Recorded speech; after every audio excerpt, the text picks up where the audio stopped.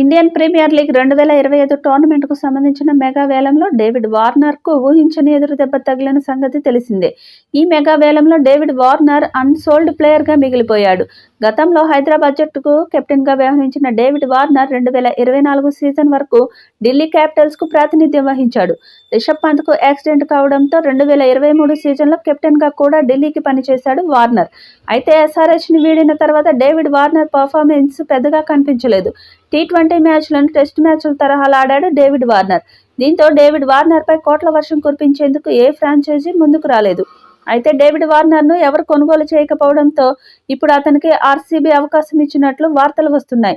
వచ్చే సీజన్లో David వార్నర్ను ఆడించబోతుందట royal Challengers Bengaluru జట్టు. ఆస్ట్రేలియా ప్లేయర్ జోష్ హాజెల్వుడ్కు ఇటీవల గాయమైంది. అయితే అతను ఐపీఎల్ టోర్నమెంట్కు కూడా దూరమయ్యే ఛాన్సులు కనిపిస్తున్నాయట. జోష్ హాజెల్వుడ్ ఆడకపోవడం గ్యారంటీ అంటున్నారు. దీంతో అతని స్థానంలో డేవిడ్ వార్నర్ జట్టులోకి తీసుకోవాలని అనుకుంటున్నారట. డేవిడ్ వార్నర్ జట్టులోకి వస్తే బ్యాటింగ్ పరంగా ఆర్సీబీ బలంగా తయారవుతుందని అనుకుంటున్నారట. అయితే దీనిపై అధికారిక ప్రకటన రావాల్సి ఉంది.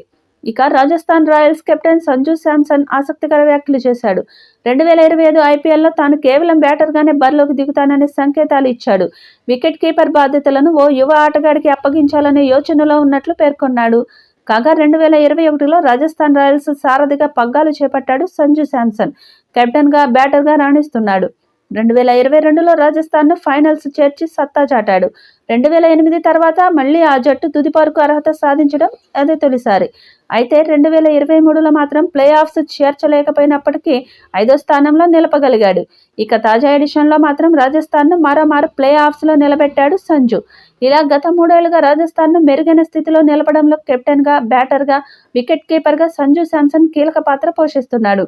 అయితే వచ్చే ఏడాది మాత్రం ధ్రువ్ జురెల్ కోసం వికెట్ కీపర్గా తన స్థానాన్ని త్యాగం చేసేందుకు సిద్ధంగా ఉన్నట్లు సంజు తాజాగా వెల్లడించారు.